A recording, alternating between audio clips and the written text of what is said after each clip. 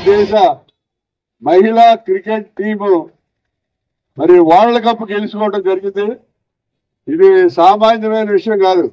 ఎందుకంటే 40 ఏళ్ల నిరీక్షణ తర్వాత మనకి మహిళా వరల్డ్ కప్ అనేది దక్కడం జరిగింది.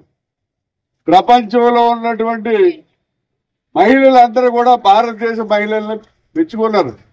ఎందుకంటే మహిళలు భారతదేశంలో ఇంత స్ట్రాంగ్ గా ఉంటారని మేము ఊహించలేదని చెప్పడం జరిగింది.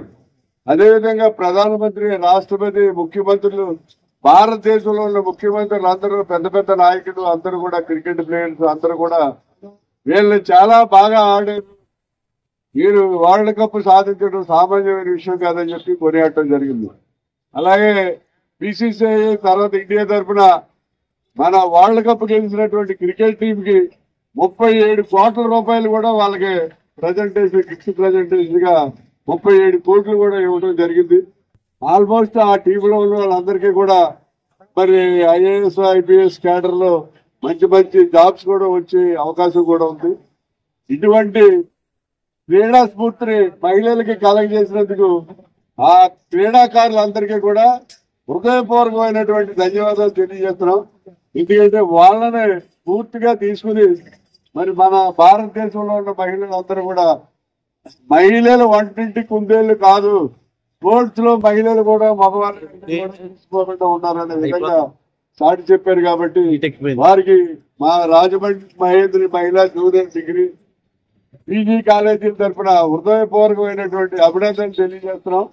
ఈ రోజు మా రాజమహేంద్రి కాలేజీ నుంచి మరి ర్యాలీగా ఊరేగింపుగా వచ్చి ఈ గోకవరం బస్ స్టాండ్ దగ్గర ఉన్నటువంటి అంబేద్కర్ విగ్రహానికి దండలేసి మా అందరికీ కూడా స్వీట్లు పంచిపెట్టే కార్యక్రమం ఏర్పాటు చేయడం జరిగింది.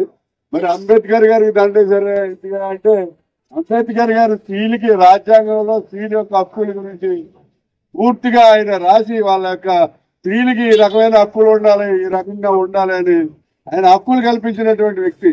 ఎందుకంటే మనకి స్వతంత్రానికి పూర్వం స్వతంత్రం వచ్చిన కొత్తలో కూడా మహిళలు అంటే ఇంట్లో వంట చేయాలి, మొగుడు వండి పెట్టాలి, పిల్లలు వండి పెట్టాలి, వాళ్ళకి క్యారెట్లు పెట్టాలనే కానీ మహిళల్ని రాణించే పరిస్థితి లేదు.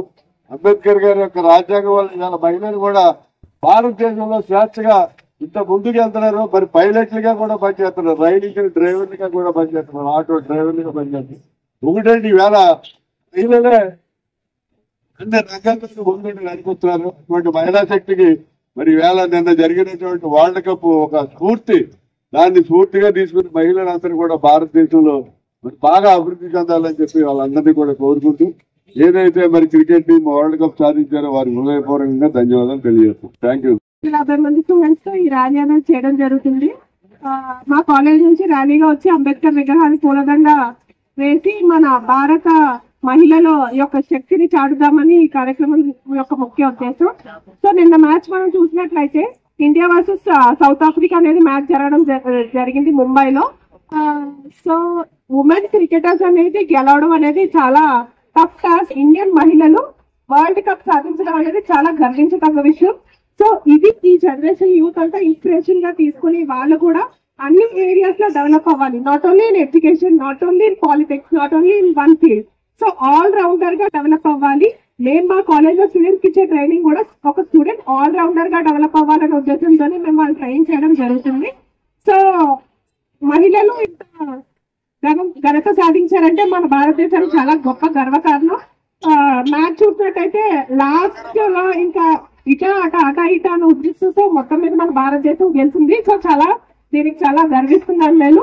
జై భారత్ మాతాకి.